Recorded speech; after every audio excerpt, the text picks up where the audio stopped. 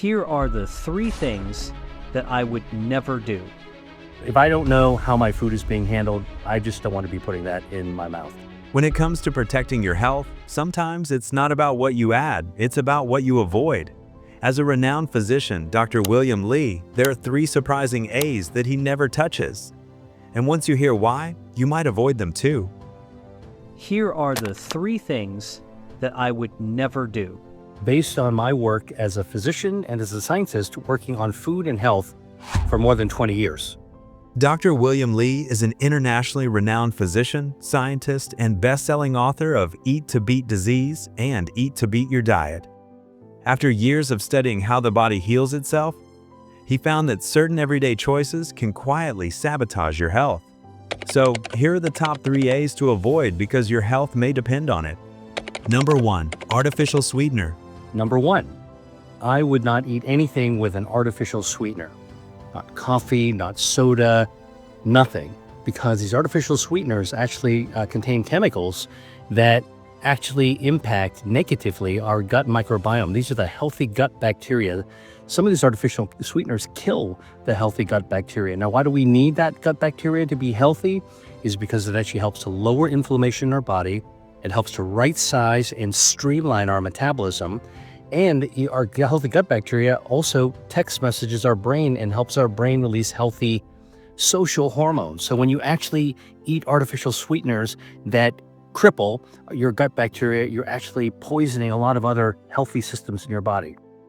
Artificial sweeteners, things like aspartame, sucralose, saccharin, and acesulfame potassium are designed to give us that sugary taste without the calories of real sugar. You'll find them everywhere, in diet, sodas, sugar-free snacks, protein powders, chewing gum, and even foods marketed as healthy. On the surface, they seem like a dream come true, sweetness without guilt. But when you dig into the science, the story gets a lot more complicated. One of the biggest concerns is what they do to the gut microbiome, the trillions of bacteria that keep our digestion, metabolism, and immune system running smoothly.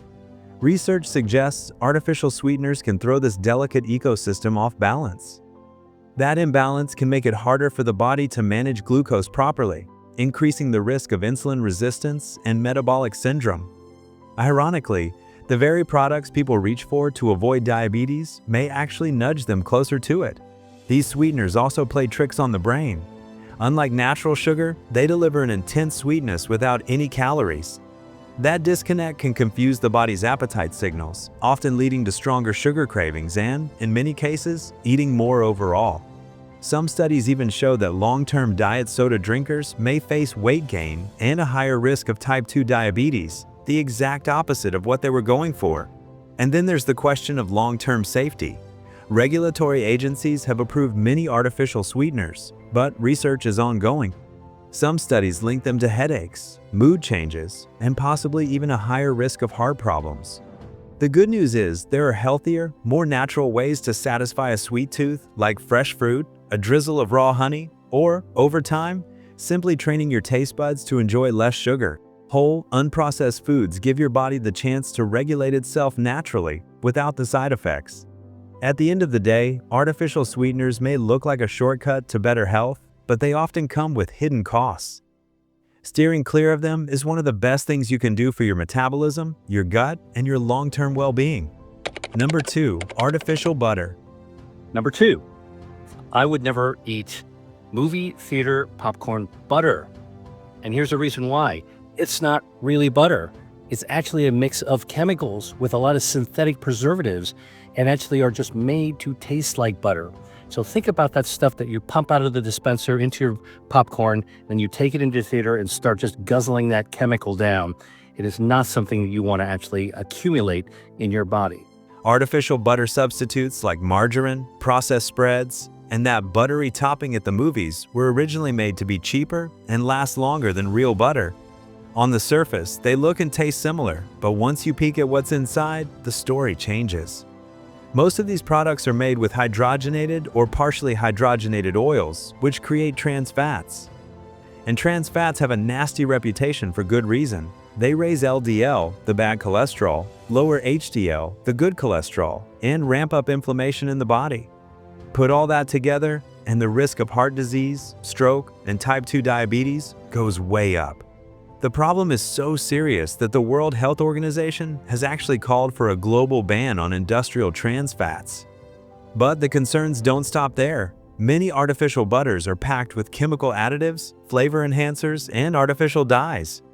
One ingredient in particular, diacetyl, used to create that rich, buttery taste in microwave popcorn and some margarines, has been linked to lung damage in factory workers exposed to high levels of it, a condition infamously nicknamed popcorn lung. While the average person won't face that kind of exposure, it does make you wonder what decades of eating these additives might mean for long-term health. There's also the issue of nutrition. Real butter, in moderation, offers small amounts of fat-soluble vitamins like A, D, and K, too. Artificial spreads, on the other hand, bring nothing to the table but empty calories and potential health risks. The good news? You've got better choices.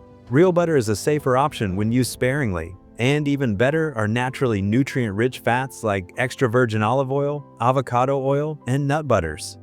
These provide not just flavor, but also heart-healthy compounds like polyphenols and omega fatty acids.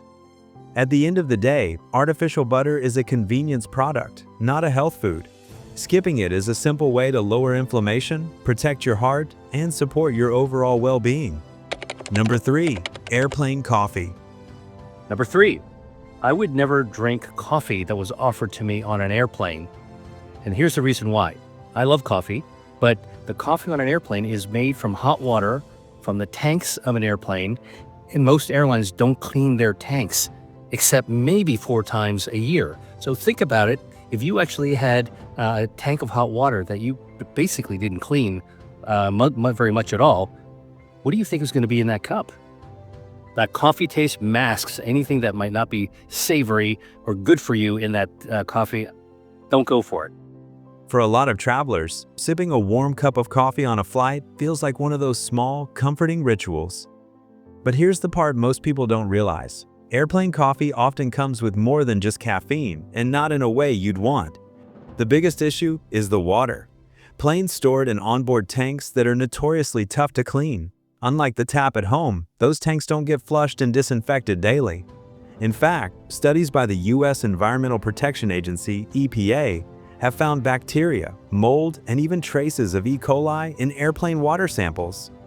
And yes, that's the same water used not only in the bathroom, but also to brew your in-flight coffee and tea.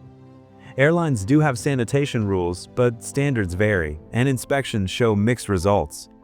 Even when contamination levels are technically low, do you really want to gamble with your health over a cup of mediocre airplane coffee? Then there's the coffee quality. Most airlines rely on lower-grade beans, prepackaged for convenience and cost savings. Paired with questionable water, the result is usually bitter, stale, or oddly metallic, not exactly the comforting treat you were hoping for. So what's the better move? Skip the in-flight coffee and tea. Stick with bottled water, or bring your own drink on board if the rules allow. If caffeine is non-negotiable, grab a cup at the airport before boarding, or wait until you land for something that actually tastes good and won't make you second-guess every sip. Disclaimer: this video is for educational purposes only. So there you have it, the 3 A's. If you found this helpful, make sure to like this video, subscribe for more science-based health videos, and share it with someone who could benefit. And let me know in the comments which of these 3 surprised you the most.